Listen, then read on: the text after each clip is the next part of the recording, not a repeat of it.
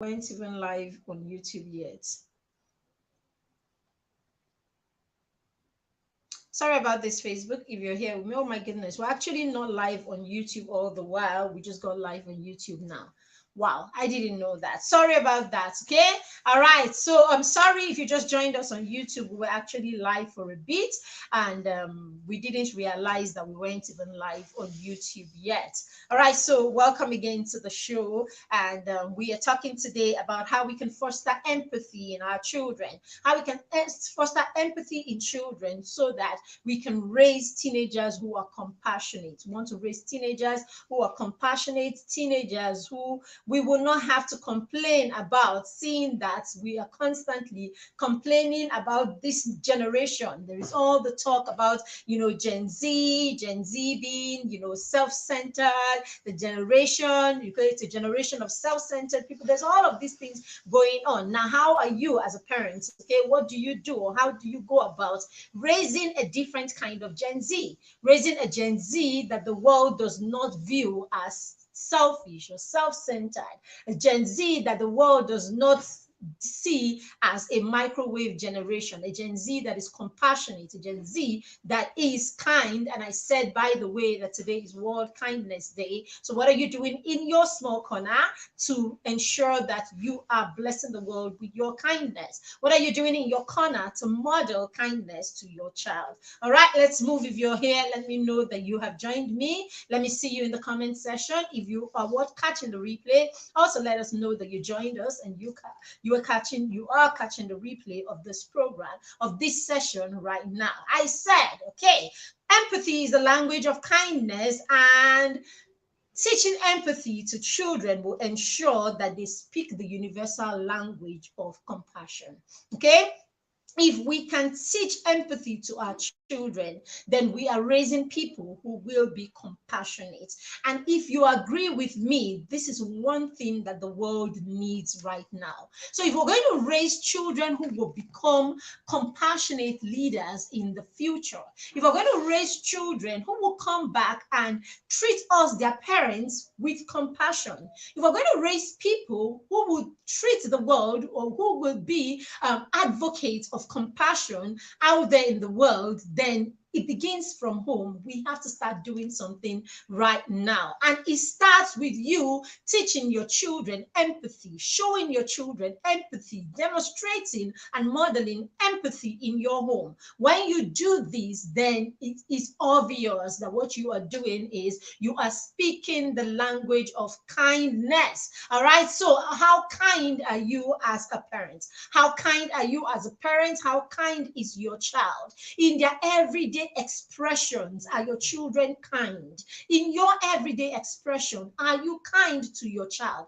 Are you kind to the people around you? Are you kind to your spouse? Are you kind when you are outside? Are you kind to random people? It is how you show kindness. It is how you do this, through the way you empathize in people's situation. This is how your child will understand this language, and this is how your child will speak the universal language of compassion.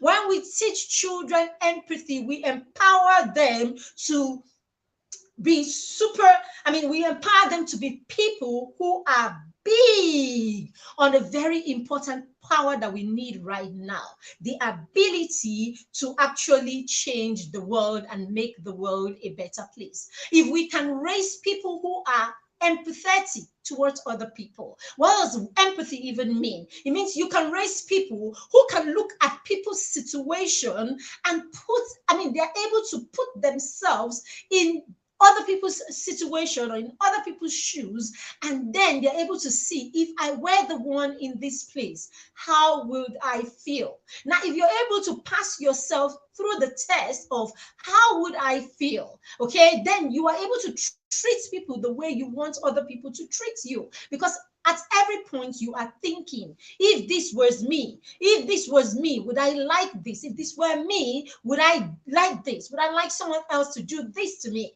And because I wouldn't like someone else to do this to me, then it means that I won't do this to another person. So if we're able to raise our children thinking that way, if we're able to act with our children this way, then we will be raising children who will have the superpower, the ability to change the world through the way they treat people, through the way they handle situations, and through the way they react when they have, circumstances, react to the circumstances around them. So as a parent, how are you modeling this? I will keep going to this. How are you modeling this? How are you modeling empathy to your children? How are you doing this? When our daughter was going to school today, school that she ended up going at 10 a.m., right? My children went to school today at 10 a.m. because today is World Kindness Day, isn't it? And they know that today is World Kindness Day. And they know that, kindness, we try to talk about what kindness is. We said that kindness is being able to see other people, to see the good in other people. When you are able to see the good in a person, all right, then you are kind. When you are able to see the good that people don't even see in themselves, you're able to see the good, meaning that you know that this person might have something that is not good around them. You know that this person is not perfect. You know that this person has got their flaws, but you are able to not ignore the flaw. You're able to focus more on the good things that this person has. And so your focus, because your focus is on the good things that the person has, you are able to treat the person with kindness, knowing that we all can make mistakes, or we all have a part of us that's not so amazing. Now your kindness is able to change a person. Your kindness is able to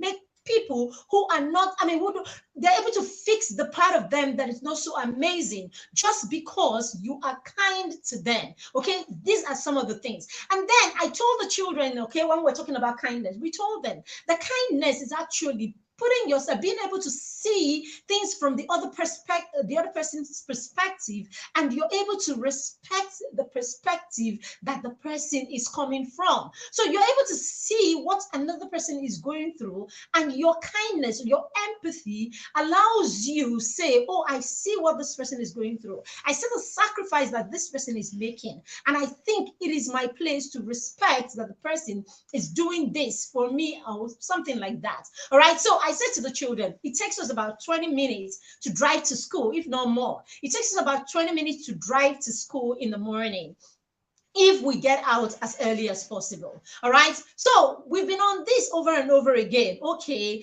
if daddy goes out early, it means that daddy is able to drop you off, and daddy gets back early enough for daddy to go to work at the right time, for daddy to do the things that he has to do, basically. But every time you don't do what it takes, or you stand in the way of this happening, okay, by you being late and you not respecting the fact that your being late is affecting another person, then you are not putting yourself in his shoes. You're not being empathetic towards him. It means that you are also not speaking the language of kindness, right? Which means, of course, you cannot be compassionate, isn't it? So we've talked about this and we know this. And so the kids woke up today. Our son, first of all, was tumbling on his bed back and forth. His alarm went for almost 30 minutes before he got up. I'm like, okay, this day we shall learn this lesson one way or the other. All right, so he finished and all of that, and then he gone to the bathroom. And he was in the bathroom, God knows for how long. Without exaggerating, I think that boy was in the bathroom for close to 30 minutes. I'm like, oh, Guinea, what is going on here?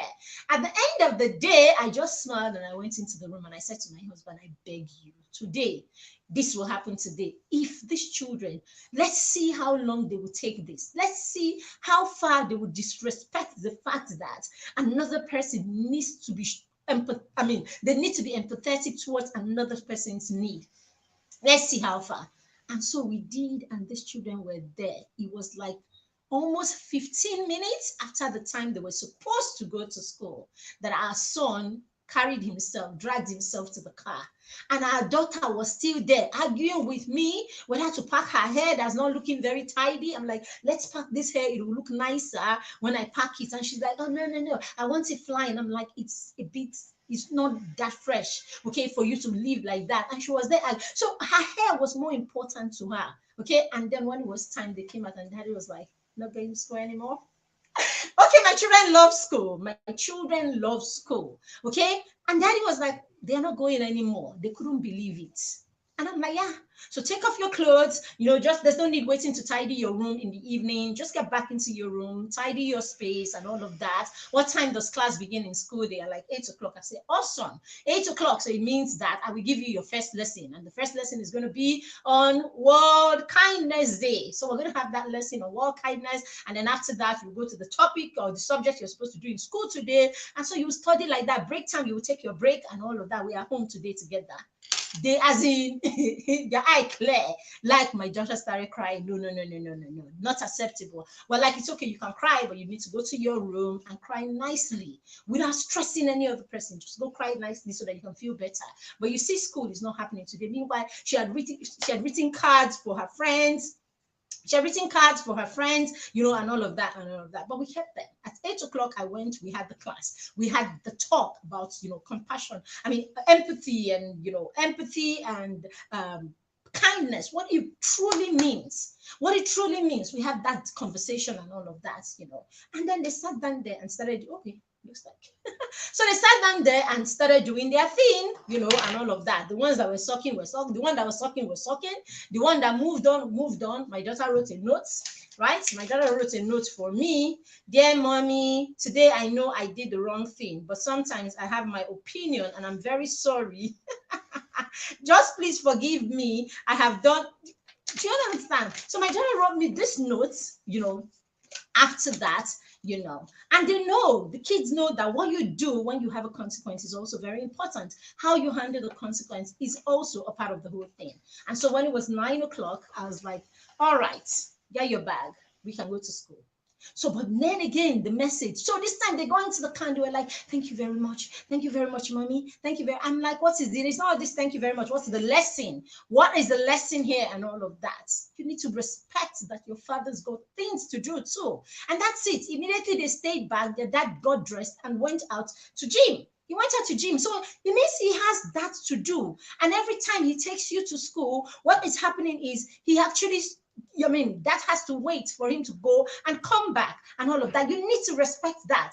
You need to respect that. And so I think they got the message, because we're going to be here watching tomorrow to see how they go about this. All right. So it was a good opportunity. It was a good opportunity on this day of kindness to teach them what it means to actually pay attention to what kindness really is. And then after everything, after the consequence or in the midst of it, we decided to be kind to them by understanding that the fact that they really want to be in school. And so we showed them some kindness by taking them to school eventually. I hope the message is passed. So ask yourself today, how are you going to deliver this message of kindness to your child? How are you going to teach your children the message of kindness so that they begin to understand what kindness means? Most times what we have is when we talk about kindness, you talk about kindness, you're talking about kindness and all of that. The next thing people are thinking about all the time when you want to teach children kindness or you want to teach children to appreciate what they have, people will be like, oh, let's take them to the orphanage. Let's take them to the orphanage and all of that. Now, it's not as if taking children to the orphanage is not important. It's not a good thing. Taking children to the orphanage is a good thing, but you need to be sure of your why.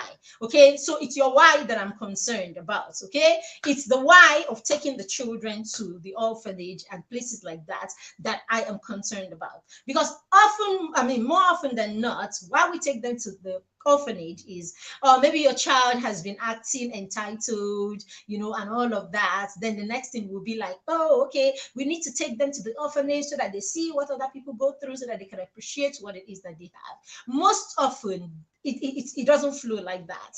The child doesn't just simply begin to waste less water at home. The child doesn't begin to waste less food at home. No. It doesn't translate to that. Like your child goes to the orphanage, he comes back, and then all of a sudden he doesn't waste food anymore. All of a sudden he doesn't throw water anymore. All of a sudden he's not kind. It doesn't happen like that. So that's more. Hi Tony, how you doing? That strategy is not the right strategy if what you want to do is to teach your child how to be empathetic or kind or compassionate. That's not the route to take. Going to the orphanage, can I take my children to the orphanage? By all means. What is your why? The why needs to be right. But if your why is that you're taking them there so that they will learn how to be kind, they will learn how to, then that's why it's not sitting. It doesn't do that thing that you think you're trying to achieve. It doesn't achieve it. Okay. Why it doesn't achieve it is simply because when you take your children to orphanages, thank you, man. When you take your children to orphanages and things like that, what you do is you get them there to see how privileged they are. And the most you can get out of those visits is your children feeling sympathetic. So your children going hey, yeah, that's the most you can get from those orphanage, visits, when that is the goal. When the goal is to go and show your children other children so that they see other children are suffering. What you get out of it is a pity, is pity. Your children just go there and they pity these other people, and your children just go there and reaffirm to themselves how privilege they are. A lot of the times it's the same feeling when someone has lost a family member, right? When someone loses a family member, when you go there, what you're doing is you're going to sympathize with them. You know that a vacuum has been left in their lives. You can't fill in that vacuum. You can't change anything. You can't feel what they are feeling, but you can sympathize with what it is that they are going through. So it's different from being able to empathize, come from a place where you can do all you can do to change the situation. You can do all in your power to do something, to mitigate or to change the situation. So you see, there are two different things. So it's still this sympathy. It's this sympathy thing that we have, especially in Africa, where you see people feel that every time you are not on the same pedestal with them, what they need to do is dash you money. What they need to do is dash you money. So that is the same principle that our politicians and people at the top, use, where they get you to do all the nonsense for them and they dash you money because they sympathize with the fact that you do not have as much as they do. So the most that this will teach your child is like, winding down the glass, the windscreen when you are, yes, when you're driving, winding it down and just putting out 100 naira or 500 naira and giving it to the boy on the road that is probably trying to wipe the screen of your car. Do you understand? Is that so? It doesn't take too much. It doesn't take too much. It doesn't rack any nerve. It doesn't touch on any spots. Your child, it just sees like, okay, I have enough and I'm giving some out. All right, especially because, again, when you are taking the children to the orphanages, you tell them to bring their old clothes and all of that. So it's not as if they're doing anything, right?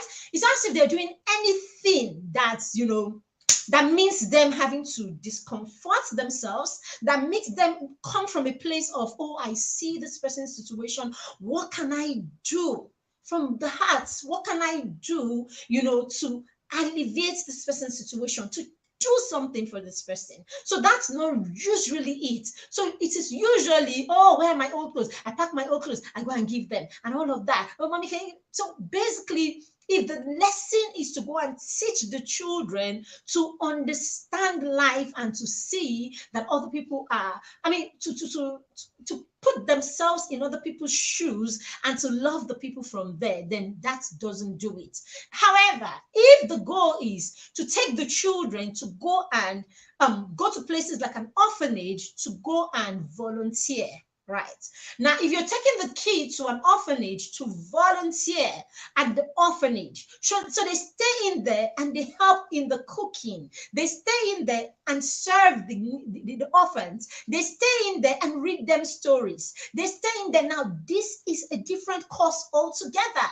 Do you understand? Now, this course can actually, it's actually something, because there is dignity in service. There is leadership skill that you're teaching them, and you're teaching them that to be a leader, first of all, is to understand the other person's situation and be able to stay in there and serve them because you understand their situation. So when you take children to go to, so you want to take your children to the orphanage, don't just take your children with clothes and drag them there and they're looking all fancy, and then they get to the orphanage, they are sitting on one side, the orphans are sitting on the other side, and they're like, hello, and they bring their bag. Okay, Nkechi, where is your own bag? Nkechi brings her bag and drop it. Linda, where is your own? Linda brings his bag and then drops it. They're all old clothes that did not pinch the children, that did not come from a place of anything. It just simply, I mean, it's just a hand down. All right, it's a hand down that they could have handed down to their cousin, to anybody that could have even stayed there. Do you understand? All right, don't mix it. Oh, try not to mix it. I did not say there's anything wrong with taking your children to orphanages if you want to do kindness and all of that, but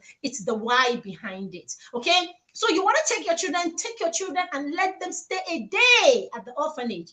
Okay, drop them there in the morning and tell them, go and socialize with these orphans. Now, when you do this, you're taking your children to see the life of these other people and try to connect with them, right? So your child is able to stay in there with them, connect with them, talk with them, see life from their perspective, understand what they are going through. In their conversations, they will understand what they are going through. Now you're able to enact a feeling from your child towards this person. Now, this is how you teach children empathy in that way. This is how you teach children to recognize other people's situation or what other people are going through. Do you understand? So, dear parents, we're talking about how we can foster empathy in our children in order to nurture teenagers who are compassionate, or teenagers who are compassionate, because we are in a time where we are raising teenagers who are not compassionate.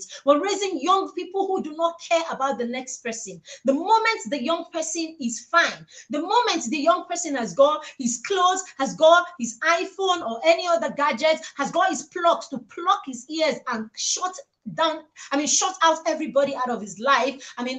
For the moment, they are just fine. We're raising a generation, we're raising children that you have people in your home, okay? You have people visiting, and you can have a visitor at home, and you probably don't have a help or someone, to help, to prepare the meal. You don't have a cook or something, and your teenager is there listening to music and having fun without bothering to ask you or the person in your home, what would you like for breakfast? We are raising children who are devoid of compassion or anything. They are just, do you understand? And how are we doing this? It's we, the parents. It's the way we're raising them. It's because we're raising them without modeling empathy to them, without modeling empathy. And I already said at the beginning of this class that empathy is actually the language of kindness. It is when you are empathetic towards someone that you become kind towards that person. And we say, of course, this speaks the universal language of compassion.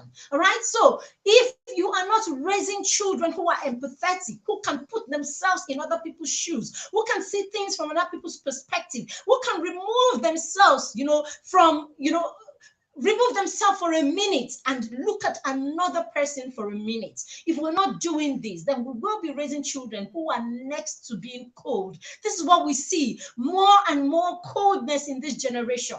That's why more and more coldness generally. That's what we have today. So that the next person, one person doesn't care about the next person. All right. So we are looking at how can we foster this? What can we do? Okay. And I went and I talked about the fact that most times we talk about this, the first thing that comes to mind for a lot of people is, oh, take them to go and see other people that are suffering. Take them to orphanages, So that's why you see during certain holidays, Christmas like this, sometimes our birthdays, we pack up the things they pack, and then children dress in the best clothes, and then they go, they stand in one corner, the orphans are in one corner, they wave at them, they give them their clothes, they go back and stand. So I say there's nothing wrong with doing this. It's the why behind doing this that is the problem. So if you think that this is going to teach your children empathy, compassion, it will make them understand that they are privileged to have what they have, and then they begin to cherish what they have. It could work in it. It doesn't work. It doesn't do it. It doesn't translate to this. all you manage to get is you just manage to get your children go and sympathize with these people. The way you see someone that is injured and you be like, hey, yeah, that's all that you get. It's just the hey, yeah, that you get. The same hey, yeah, that our politicians have for the common man, okay? That's why he can steal everything and then take a few hundreds and give out. So he has stolen billions. And so he comes to his village, and then everybody who comes to pay homage, everyone that comes to say hello, he removes a few thousands and give. So it's that same mentality, it's that same mentality, the yeah mentality, the sympathy mentality. Oh, my case is better than yours. Yeah, I better pass my neighbor. I better pass my neighbor, situation, basically. Okay, so it's always like, oh, I'm up there. So every time you do that, all you're teaching your children is you're up there, they're down there. So it's your duty to hand them a little every now and then, hand them a little now and then, that kind of thing. So we need to evaluate our why when we are teaching our children some of these things. Okay, and I liken the sympathy thing to, of course, when someone loses someone, okay, loses a family member, you can't feel them, you can be in their shoes, you don't understand that. All you can do is sympathize with them. I'm sorry, and all of that and all of that. Okay, so now that we know this, what can we begin to do to foster empathy in our children? What can we do today to help our children? Okay, so sometimes you really do not need to go far. All right, you really do not need to go far to help your children begin to see why they should, empathize with people. So a lot of us, especially if you live in this part of the world, okay, so a lot of us have domestic staff at home. So when you have those domestic staff and your domestic staff gets up in the morning at 6 o'clock, your domestic staff is in that kitchen or wherever from 6. The children go to school, they come back. This person is still in the kitchen. The children will see this person at 3. They will eat, they will drop, they will do this, they will drop. And then the next thing, they are sitting down, they are watching TV, they are binging, back and back to back. The children are binging. One human being has been up and about the entire day while your child has binged and had all the wonderful things. And then the next day, your child is there. Your child will go to bed, sleep. That human being is still standing. In fact, at the point your child is going to bed, the child can see all the many things that Auntie Agnes still has to do. And yet he still goes and drops one more activity or one more thing for Auntie Agnes to do. And then what does he do? He just jumps over the things on the floor and then he goes to his room and sleep. Then the next day you tell him to drag his books. We're going to the orphanage to show empathy. What happened to the one in your house? What happened to the empathy that needed to be shown, the kindness that needed to be shown in your house? So why don't you start by pointing your children to the fact that sometimes it's okay, every now and then, when you see that Auntie Agnes has got a lot to do, you can actually relieve her of some of those things that they have to do. So for instance, you can come back from school and rather than keeping your lunchbox for Auntie Agnes to do, you can actually say, Auntie Agnes, don't worry, I'm going to do the lunchbox for you. I know you're tired. Sometimes it's in those simple gestures. And you can start, because the best way to do things or to teach things like empathy and kindness that we're talking about is how you model these things. So from time to time, you want to do that yourself. You want to say, Agnes, you have not finished. What is remaining? Okay, I'm going to come and help you. Let your children see you go and help Agnes. Let your children see you, show some compassion towards the people that you work with. Don't liken and reduce everything to money. Don't liken and reduce everything to money. Oh, okay, it's festive time. Okay, so you give and they see you giving. Oh, so that's the one you gather your children to come and see. Oh, come and see. We have bought all the bags of rice and come and see all the things that we bought and we're going to give it to the poor. You are just going to teach your children to approach people who are less privileged from a place of sympathy. Like at the time I pass my neighbor syndrome, that whole thing, that whole, okay, I have more, I'm going to hand down. But you want to give your children, you want your children to get to the point where your children can put themselves in these people's situation and they're able to treat these people based on, I see you, I see what you're going through, and I see that you need help. I see the good in you, and all of that. So you want to go there. So you want to see the good in them, and you want to praise the good in them. You want to see their effort. You want to praise those efforts. And then you want to show up for them. You want to alleviate their situation. You want to reduce the load that they carry, basically. Okay, so the best way is to get your children from time to time to come in, volunteer to help. So volunteering and service is one of the biggest way, basically, that you can teach your children empathy.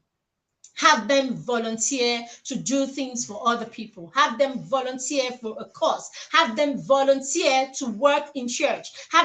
Them volunteer to teach your children the skill of going the extra mile for other people. The thing is, it's such an amazing thing when you do this, because it will trickle down to you. You will enjoy it. I promise you, you will so enjoy it. You know how I've said it many times. I say, raising a skilled child. If as a parent, you can stop and skill your children up, raise children who are skilled. When you raise children who are skilled, then butter it by teaching your children empathy. Teach your children empathy. Butter the skills with empathy. I'm telling you, you will do yourself such a great service. There are times I'm here and I'm really like busy and all of that, and I say to our son, all right, prepare this and this and this for me. I want to come and cook, and all of that. He will finish and he will come and he will say, Mommy, I see you're still busy. I can make that food. Like, I can actually do it. Relax, I think I can do it. If there's anything you think I cannot do, let me know what part you think I can do, or something like that. Or you'll be like, if I get stuck, I'll come and ask you. So there's the part where you say, oh, you give your children instruction. You say, do this, do this, do this, do this, do this, and they go do it. That's you knowing that you've instructed and they're doing.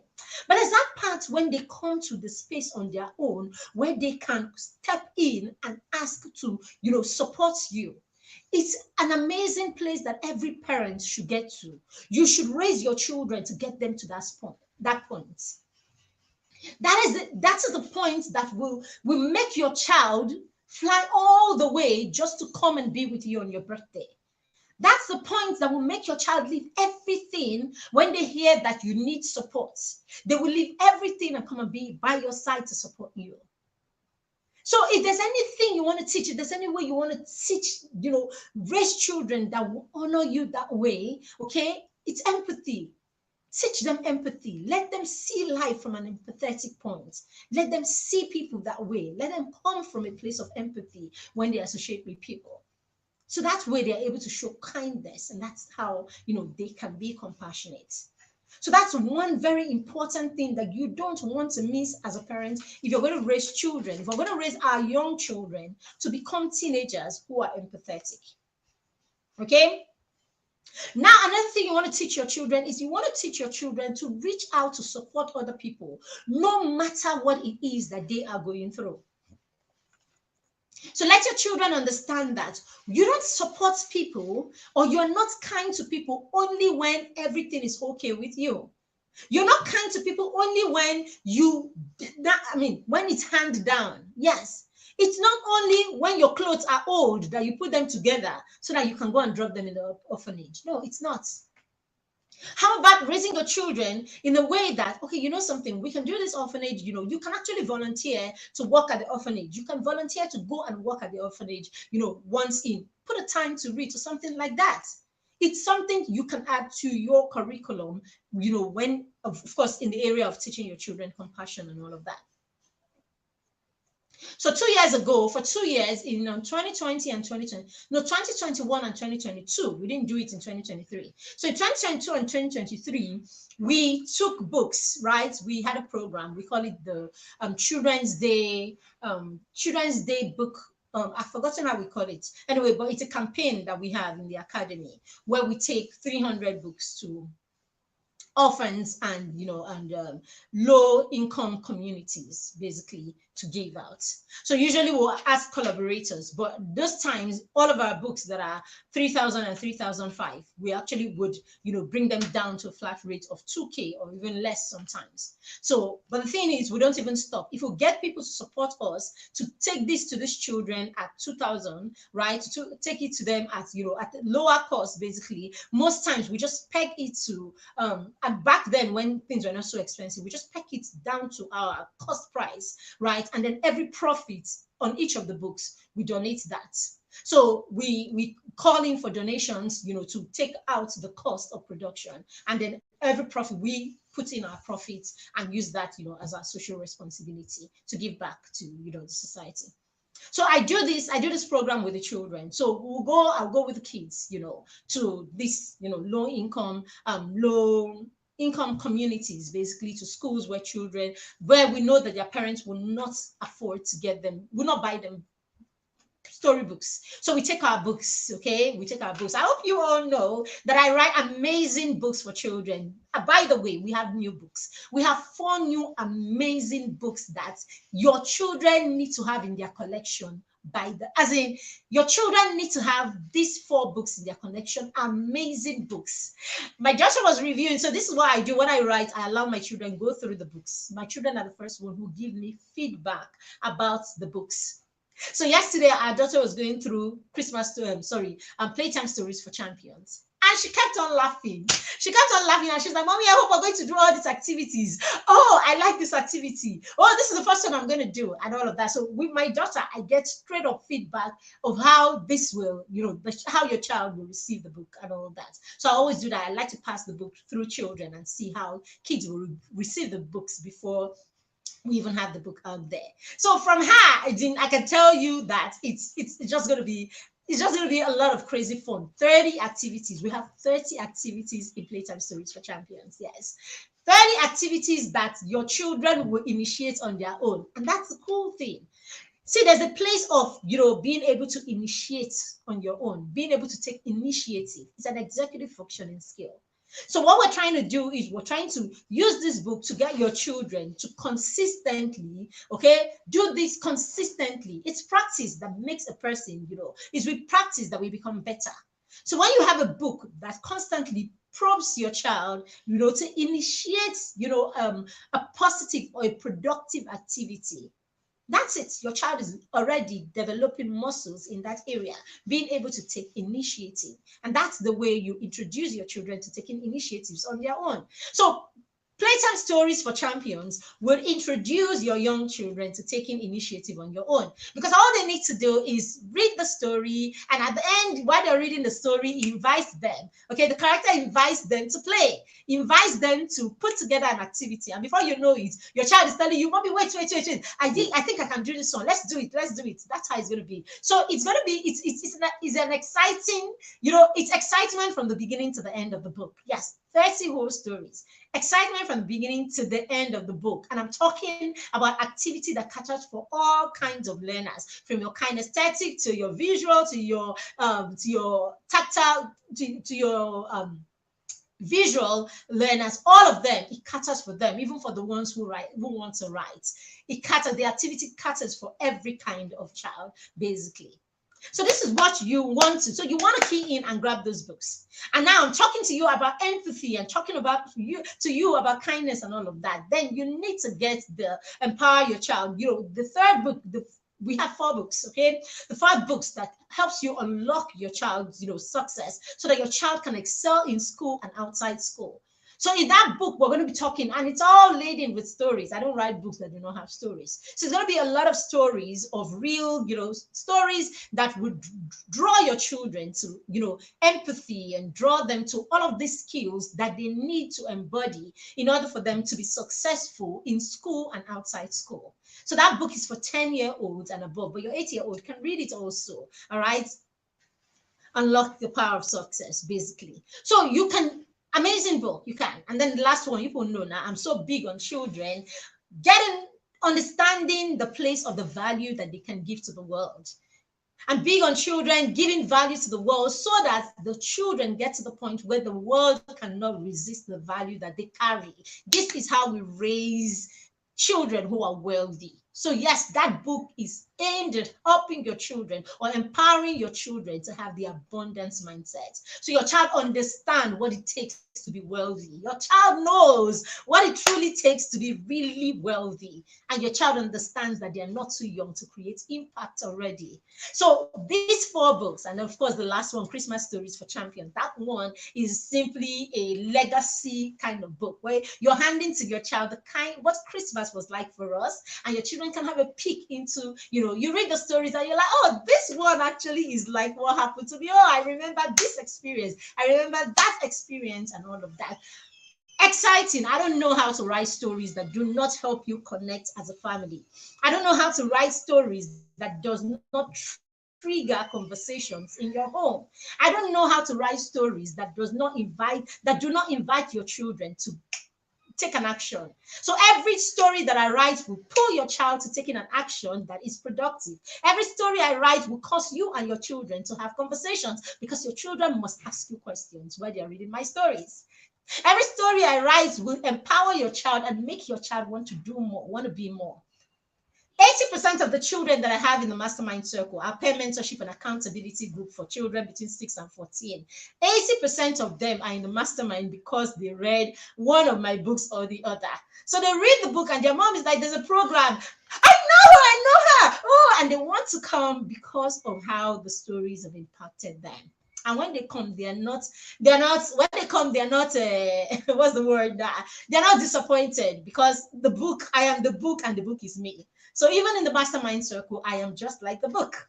The way the book is, that's how I am. For parents who know us, parents who are in the circle, where are my mastermind parents? Are you here? I am here. I am the book and the book is me.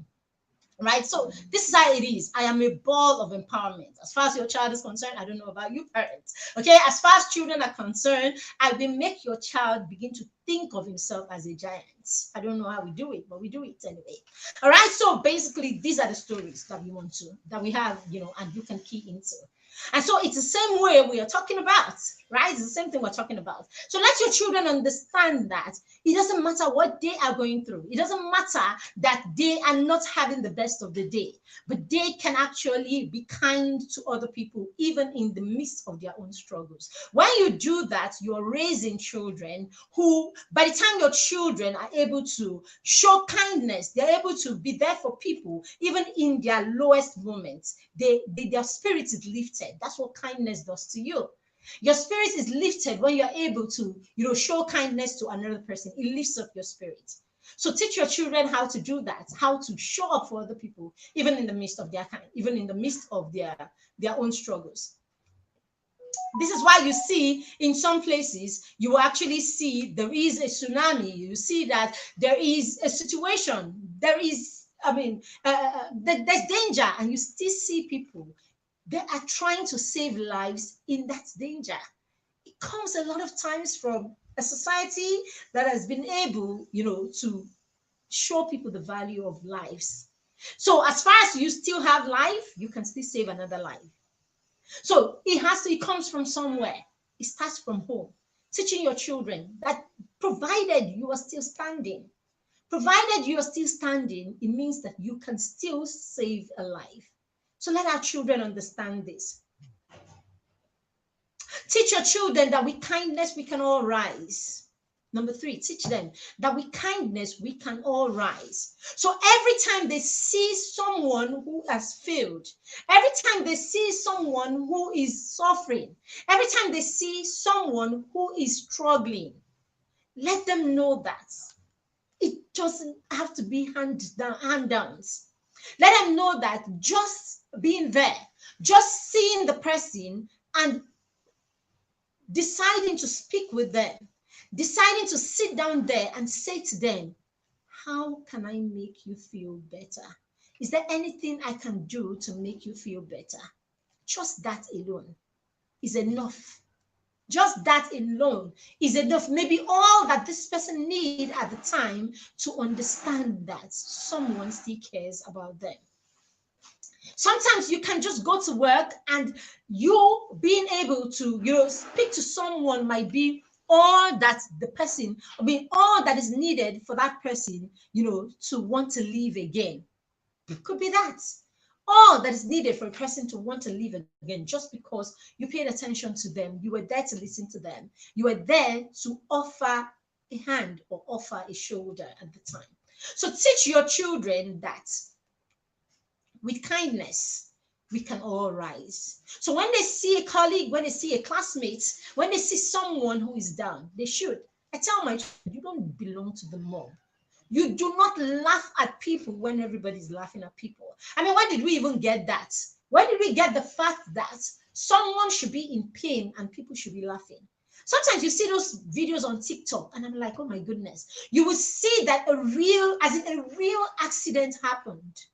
And just look down the comment section, all you will see is we have turned everything to game. Everything is a game. Everything is back. You know what I mean? We're back in the days of the gladiators, where you had the kings sit up there and the gladiators had to wrestle with animals and fierce beasts and all of that. And that entertained the crowd. So we're back there. Indeed, the heart of man is wicked, isn't it? So somehow there is something that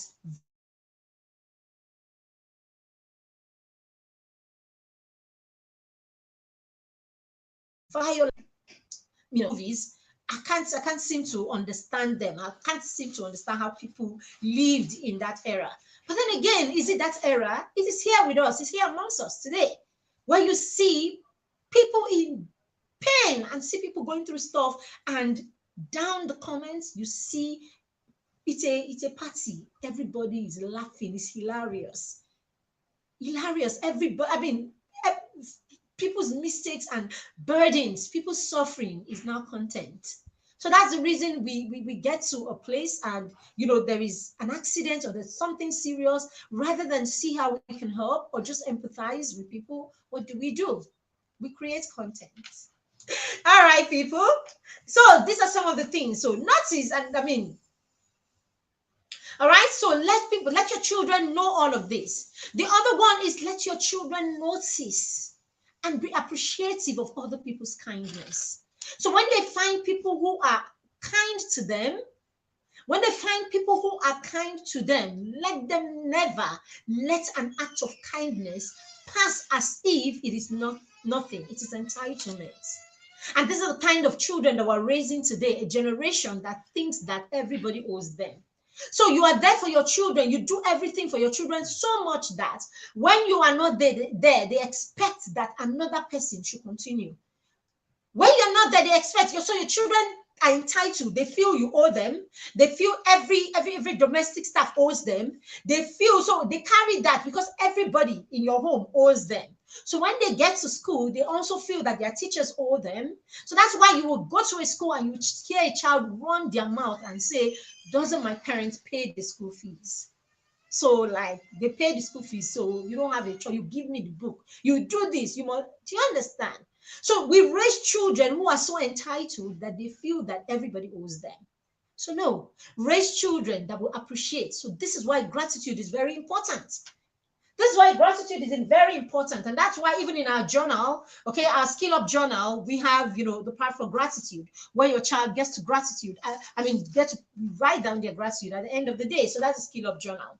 So do you know, by the way, that if you order copies of our new books, Playtime Stories for Champions, all right, Playtime Stories for Champion, Young and Money Smart, all right, and the other books. If you order at least 3 copies of these books, you get a free copy of this journal. See, it's a whole year journal for your child, so that your child learns to, journal gratitude, and all of that, so that we stop raising entitled children. Our children are there counting who should be appreciated and who should not be appreciated. They are there counting what deed is worth being appreciated and what isn't. No, every tiny little small effort that people make towards you should be appreciated. Let's raise children who are appreciative. So teach your children to show gratitude. Teach them to say thank you and then remind themselves of why they are being thankful. Thank you, mommy. No. Thank you. Teacher, I don't know, maybe because words mean so much to me. So when I relate to my children, I use words adequately. So when you relate to children, use words adequately. Let me read the notes that my daughter, dropped for me today when I refused to take her to school. Don't give me nonsense. I will not take it. Don't. You're not entitled. I am. Every time I tell the children, every time we do these things, we go out of our way because we want to support you. We love you. We want to support you. We want the best for you. So whatever it is that that it takes for us to support you, we will support you. Okay, because we love you. But then again, you can't come here and be rude and think that you are entitled to my support. And not gonna happen. You can't come here and disrespect my time and think that I must support you. No, it's not gonna happen. So you will have to respect me for me to respect you. So I was telling the story at the beginning, and I said how I took the kids to school today at 9. They didn't get into school till almost 10 o'clock because they had this activity that was going to happen in school today. They were so excited. They were wearing mufti and all of that. And you think you can waste everybody's time because you are looking at your activity. So that activity, you will not even attend it, and nobody's going to die. Nobody is going to die. Everything's going to be okay. Everything is going to be okay. So when I just said to the dad, and the dad was like, no wahala, he wore his gym clothes and left. They knew. They were thinking we were joking. But when daddy wore his gym clothes and left, they knew it's daddy that takes them to school. So when he left, they just knew it. Mommy, we're not going. I said, you're not going to school. It's okay. We can do school at home. One day, we can do school at home. I said, you can do school. What time is school? 8 o'clock. What is it? 7. It's okay. Just clear your room, make everywhere nice and everything. Eat something, enjoy yourself, relax. And then 8 o'clock, we'll have our first class. We actually had our first class. First class on empathy and kindness. Is what kindness did. So we had that first class in this store. So you see, because I use words are important to me. I use words. And I say this to parents, the parents that I work with. I say a time will come in your life that all that will matter to you is words. A time will come in your life, your children are so grown, your children are big, your children are doing their thing. Okay, it won't matter to you that your children are paying the DSTV bill. DSTV is not your problem at that time. Okay, it won't matter that they paid Netflix, they pay for DSTV. It won't matter that, God forbid, we'll be healthy, right? So we'll be healthy. So we're not even looking for children that will come and pay hospital bills, right? And come and pay drugs for us. And hey, come on, you and I are not, we're parents that we're doing our bits. So our plan is not to become our children, to become our retirement what do you call it, accounts now. That's not the goal, is it? I don't know about you, but for me, no child is going to be my retirement account. No, I am going to work and secure that so that the children can live. But we're going to raise empathetic children who will gladly do anything and everything they choose to do, whether or not you need or you don't need it. Do you guys get where I'm coming from? So that's what we're raising. We're not raising children that we're reminding constantly, hey, you will take care of me. What's that? We're not raising those kind of children. So I say to parents, a time will come in your life that all that will matter to you is words. All that will matter to you is that it's your birthday and your child picks the phone and says, hey, mommy, okay, I'm going to come around and all of that. So why don't we? That's what will matter to you. What will matter to you is your child will call you and say, oh, I was going to go to sleep and we needed to talk. All what will matter to you is that your child wants to make a big decision and your child is going to call you first and say, mommy, I just wanted to run this by you. A time will come that all that will matter is words, what your child is saying to you. But now, if you don't equip your children, if you don't relate with them today with words, if you're a person that words in your relationship with your children, words don't matter. Everything is assumed. It is assumed that mommy is happy. It is assumed that mommy likes it. It is assumed. So nothing, there's no expressive, there's no expression, there's no compassion. Everybody's just doing like that. I beg, we're not that serious. It's not that serious. It's that serious. It is that serious. It's not that serious. It's that serious. We were created for communication. We were created. How do you open a person's heart and see that they love you? Is it not through the way they act and the things that they say to you? So why are you going to raise children who are cold, who do not even know how to express themselves? So our daughter wrote me this and she said, I did the wrong thing, but sometimes I have my opinion because I thought her hair was rough today. And I'm like, let's pack it. It will look nicer and we can brush it so that we can, since we didn't get to make it this weekend. And she's like, no, I want it flying. and the hair is really not, and all of that. And I didn't have it. So my problem was not the fact that she didn't allow me change her mind. I mean, she's a strong-willed child, and that's fine. My problem was the fact that she was running late, and the hair was our only problem. So she finished and I left, and she carried gel, she gelled the front of the hair. Look at the time, and I reminded them it's time to go to school. She carried hair, she dried, she brushed it, she did like this, she did like this. What is it? Because what is it? Like, what is it? So at the end of the day, you're coming out 15 minutes late, you're not going to school, you're not ready. The school wasn't important. It wasn't.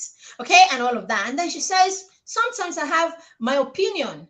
I'm very sorry. Just please forgive me. I have done wrong. But I was in a rush because if I miss the kindness day, I won't celebrate it with my friends. Aww. Anyway, what I'm saying is enrich your children with words, okay? Because a time will come where words will be all that really matter. All right. So I said, help your children. So I said, teach your children to volunteer. And then the last one is do acts of kindness. Donate to causes. Okay, donate to a cause. Acts of kindness, and then carry your children along while you're doing all of this. And while you're carrying them along, get them to the point where they begin to contribute to these causes on their own. Start with them volunteering. So start with them volunteering. Rather than just tell your children, pack the old clothes, let's go to the orphanage. Have your child go and, volunteer to be or to work at the orphanage for a day. Like, you drop the child off in the morning and pick them off in the evening. That way they really get to stay with the orphans and all of that. So I was talking about when we did the Children's Day campaign, where we took books. So we would take books, we would take food, we would take drinks. Basically we go and spend Children's Day with the orphans and with the children from low income schools. So usually it depends on when the 27th is. Okay, if it's a weekday, or if it's a weekday, we'll go to the school on 27th. If not, we'll go to the school the last school day before the 27th. So we'll go to the school, and then in the school we will have food, we will have books. So we come. So basically, we are trying to get the children into the culture of reading books for leisure, because we're big on that. It's a campaign that we carry everywhere. All right. So we do that with the children and all that. Now, for the children in the orphanage, okay, I will still go with the kids sometimes with some of their friends. So the last time we went with the kids and some of their friends, so we had all the goodies, the food, the books. The kids read a bit of the story, part of the story.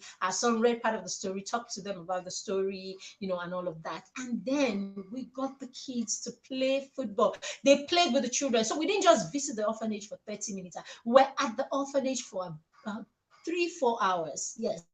So we're at the orphanage for about 3. So we did praise and worship with them. So we came, they brought in their, everybody came in. We did a bit of praise and worship. We talked. We had a time with them. They shared the food. We ate together with them. And then the kids, played with them. So they were playing football and jumping around and laughing and playing with the children. So for us, it wasn't about, let's go to the orphanage and go and dash them things. So no, we weren't about taking clothes or anything. Whatever we had, we gave. But we wanted to have fun. We wanted to be with them. We wanted to celebrate Children's Day. We wanted to make them know that they were worth us leaving everything to come and be with. So that was the why behind that visit. And I wanted the children to mingle and be with these children and, just play with these children and not just go there. All right. I wanted them to see the good in these children. I wanted them to see what great players the boys can be, what great players, what team players these people can be. I wanted them to see the good in these children, whether or not they were in the orphanage, because it's important. Kindness helps us see the good in people, helps us see the good that this person may not even see in himself, helps us see people as worthy of our, association, helps us see people as, worthy of us mingling with them. So we wanted our children to mingle with these children, not just go there, sit in their pretty clothes, hand them the bag of clothes that they brought, sit there, smile at them, do like this by sympathy, hands down. Hand down. That's what's happening when we do that. So there's much more to having children visit those places. I didn't say don't go to orphanages with children, but don't go there with the goal of, oh, when we go there, when they see how people are suffering, they will come home and they will appreciate home. Lie, you know they happen. Children are not wired that way. They will come and they will still waste, they will still leave the tap running. They will come and they will still eat and throw the food. They will come and they will still throw a tantrum when they don't have that thing that they want and all of that. And hey, the child in the orphanage doesn't get to throw a tantrum for anybody, isn't it? Your child does not borrow that from the child. He doesn't even see that part of the child in the 30 minutes or 1 hour that you are there. But when you leave them there the entire day, they get to see a little bit into the life of these people, in the life of those people. And they do this interacting with the children. Now you can see your child knows what it means to be in that kind of space. Thank you very much, everyone, for being here. If you would like to, order our books, amazing books, don't even try yourself. Okay, I'm not offer and have these children have copies of this book. Okay, so we pre-order is on right now. If you are watching on YouTube, you will see it on the screen. You can just take a screenshot of the information that is scrolling right now, and you can use that to order copies of the book for your children. All right, the Playtime Stories for Champions is for kids 0 up to age 8. Yes, you can use it with your toddlers and your infants, and all of that. Your older kids can begin to initiate those tasks on their own. And then even your much older kids, your teenagers, can actually use it to bond with their younger siblings by creating this exercise or these activities together and bonding through these activities. Very, very key. All right. If you're watching on Facebook, we will put the information in the comment section, probably pin it in the group, and you can go ahead and order your copies of this book. If you order 3 or 4 copies, you get a free copy of our journal, and you also get freebies, other freebies. You have a 21-day reading plan. Yes, you have an affirmation for wealth for children. All of this worth, all the things put together worth about 20,000 naira. You get all of these for free just because you're ordering this book at this time. Thank you very much for being here. Thank you for joining us. We do not take it for granted. All right. Thank you, and do have a fantastic rest of the day. All right. Go order your book. Pre-order will soon end, and the books will become 4,000 naira each. Why do you want to pay 2,000 naira extra and miss the journal and all the freebies? It doesn't make sense, right? It doesn't. So why don't you go ahead and order your copy right away, or your copies right away. Thank you for joining us, and bye-bye.